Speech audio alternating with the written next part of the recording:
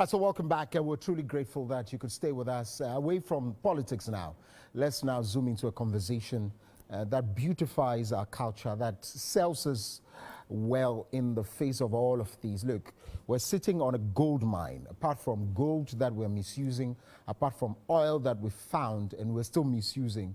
And I have to say that because I'm not too sure we've seen enough of what we have as our resources. We have creative arts, we have tourist sites, we have a lot more that we can sell. But hey, we're sleeping on that. We are joined by Dr. Wale Okediran, Secretary General, Pan-African Writers Association, PAR, and also Albert Tetteh, a face you have seen mostly on our channel here. Is a writer and a spoken word minister, not artist. So yours is minister. I see. Well, speaking about World Poetry Day, all right, let me read this to you. And I was there, of course, I was a master of ceremonies at this event. The Ghana Association of Writers should work towards establishing literature development fund to promote excellent works and shape society and globally market the rich identity of Ghanaians. Now, at that event, Mr. Senyo Hosi, who is the Chief Executive Officer of the Chamber of Bulk Oil Distributors, made that recommendation. Because look, clearly, we are celebrating poetry, but it is only it's only reserved for some special people from the way it looks now. It's only people who are passionate about it or are born with it. The reason I'm saying this is that the basics from the schools, our institutions, the social gatherings, it's so absent. It's so absent, we don't mention it. Let me start off with you, Doc. What does this day mean to us and what must we be doing? Would you also call for something like what Mr. Senyo Hosi is calling for? Thank you so much. It's a pleasure to be here. Right. We are celebrating poetry because we know that poetry for Africans is a significant event because unlike the Europeans and the Western world, most of our literature is what we call oral literature, mostly spoken. That was how we started way back with our grandparents. And they sit us down and read to us and tell us stories and folklores and all kind of things. So poetry has been has a long history in Africa, and even now we still have this poetry in some of our music, which we use for occasions, for funerals, for naming ceremonies, weddings. For us in Africa, poetry is, I would say, an ingredient of our day-to-day life. And so we need to celebrate it. And also, like you said, we need to find ways of how this poetry, the love for poetry, the ability to do poetry should be improved. I agree with the man you quoted. Yes, on the need for writers' associations to do more. But for me, I also believe that writers themselves need to work harder and improving their poetry. And this they can do by investing in training to be a poet. You know, poetry is not something you just jump into. There are some things you need to do as a potential poet. You need to read widely. You need to subscribe to literary journals. You need to listen to other poets. You need to improve your skill. And then government and philanthropists can now assist you. I see. Yes. I see. I mean, let me come back to Mr. Albert Tetteh. Is it an enabling environment, indeed, where you talk about priorities or as a people, where it then gives you space to explore? There are a lot of avenues to motivate a young writer and a poet. Are there avenues like that? I mean, since you started, where there are things around you that motivate you to want to do more? I would say it's a big no. respect to, I don't know for other African countries, but right here in Ghana, it's a big no. Okay. So most of us, as the younger ones who are actually blazing new trails in this aspect of the creative industry, it is as a result of personal passion. We are self-driven to make these things happen. But there are no platforms that are accommodating to make it happen. I see. So most of the time, like you said, I'm a familiar face here. I do more of TV and national events and all that than church events. Even for certain places that you think, oh, you'll be accepted and together we'll build this creative aspect of the industry and make it very appealing to everyone, these are places that you'll be rejected. I see. Or you'll be even underpaid, or not, they are not even willing to pay you. It's like, we are considering you. But when we check, poetry is the basics for everything. In our daily lives, I tell people that we do poetry. Everyone is a poet, basically. But it is up to you giving focus to what you are communicating, because you have your rhyming pattern, you have your narrative elements in there when you are communicating with one another. So it's about you recognizing that, is this poetry I'm communicating or not? So the environment isn't enabling. Right. It is up to you as a poet to be determined, very much passionate about your craft, to develop it. Okay. And that's how you can stand out. Are there in other jurisdictions people, before I go to Doc, are there in other jurisdictions people who have been able to monetize this craft, for which you can point out and say, look, government, you need to set on this path of creating this kind of environment? Because you see, if there are no precedents, I'm not too sure we can go. So are there people you look up to elsewhere that live just on poetry? Yeah.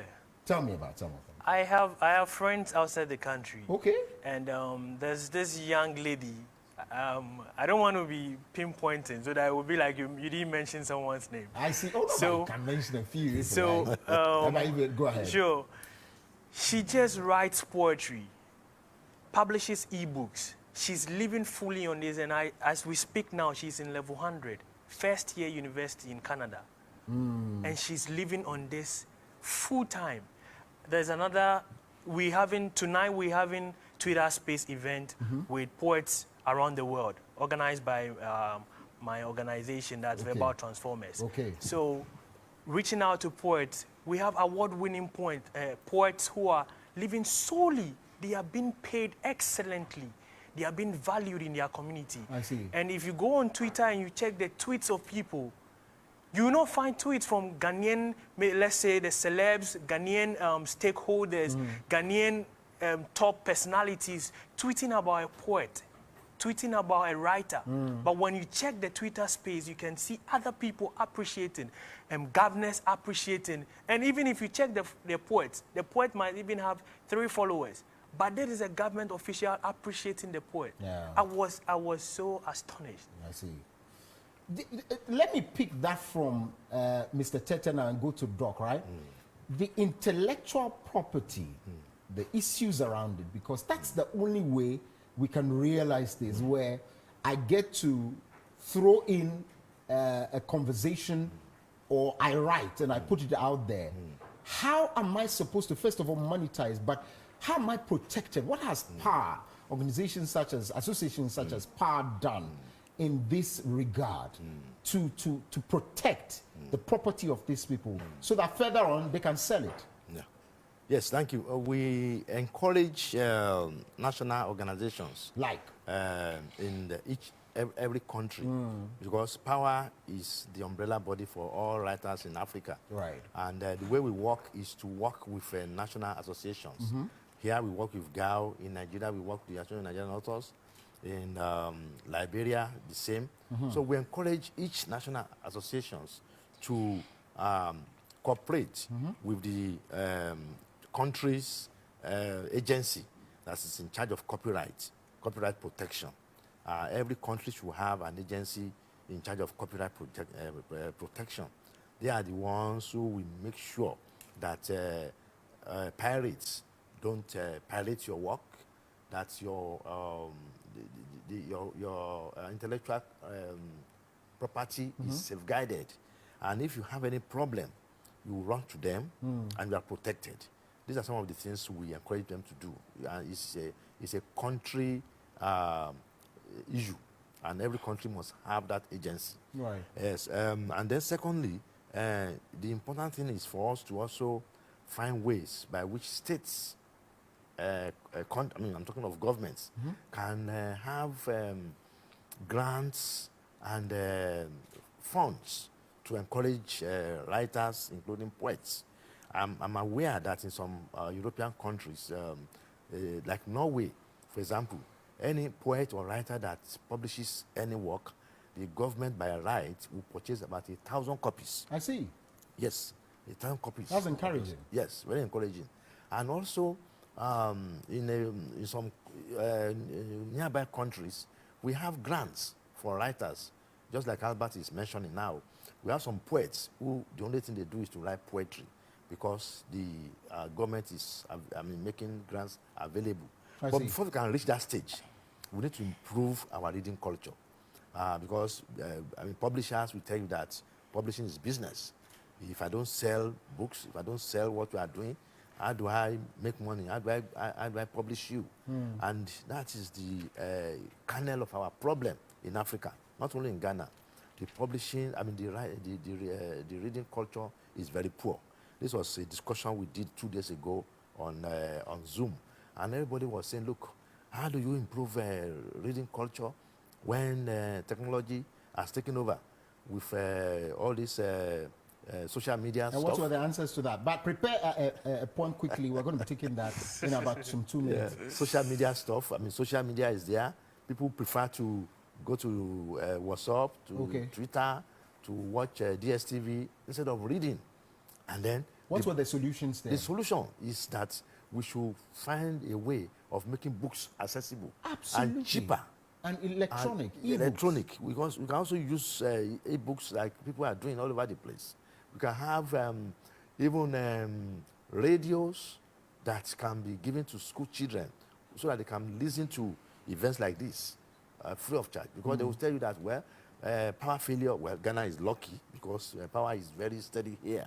But there are so many other countries where power failure is a problem. And you can't even access the radios and all kind of things. So, and then again, publishers are saying all the tariffs they are paying on things that they used to publish, like ink, paper, the tariffs are too expensive. Every country should have a paper mill industry, produce own paper, instead of importing paper from China, from Russia, and then escalating the cost of books. I see. So we must find ways of making books cheap and accessible, and then more libraries.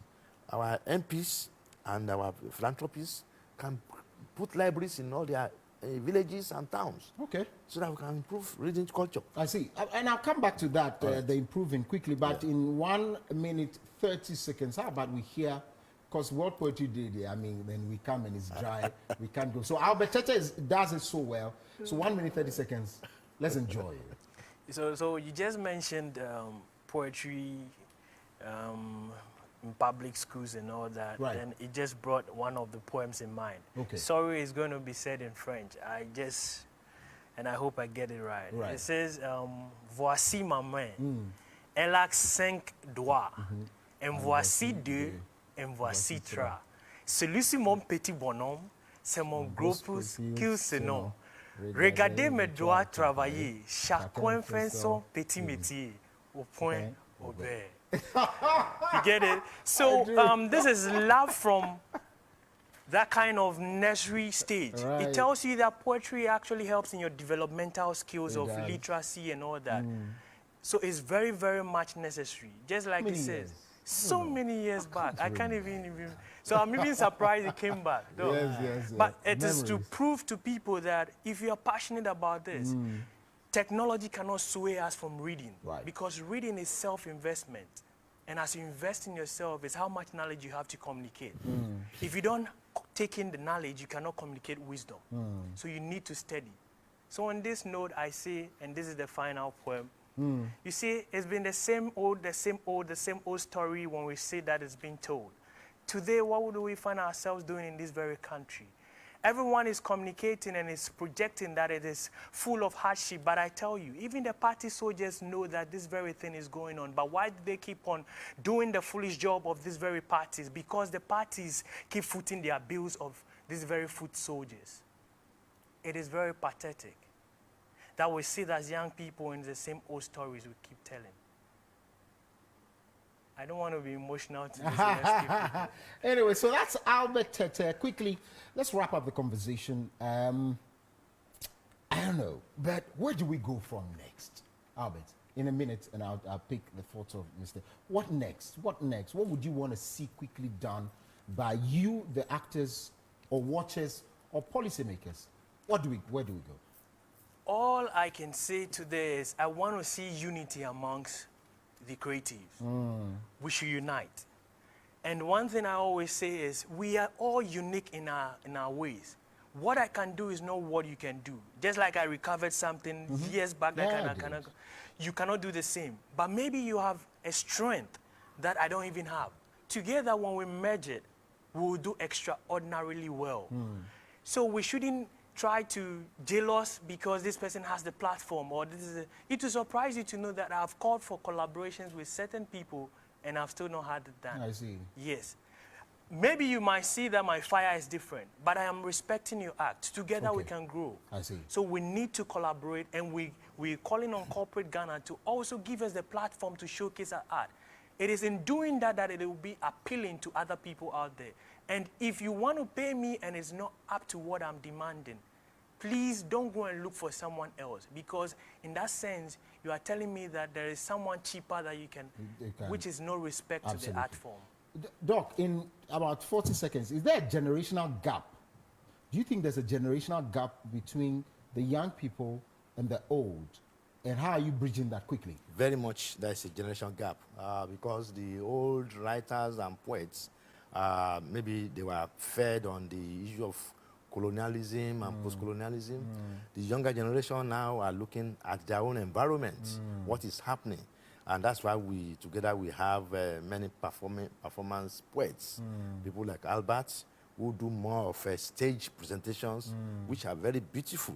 And the way we are trying to bridge the gap is to ask the younger generation to try and adapt some of the old books that made impact so that you can adapt them into their own performance poetry. I see. And also to use technology. Use technology, put your poems on your digital poetry forms that you can circulate for both the young and the old. I see. All right, so that's Dr. Wale Okediran, Secretary General of the Pan-African Writers Association. They are around Kaukudi, around Accra Girls, and so just contact them if you want to. Also, Albert Tetteh, prolific writer, spoken word minister, not artist. And that has been a conversation around the World Poetry Day. Thank you very much, gentlemen.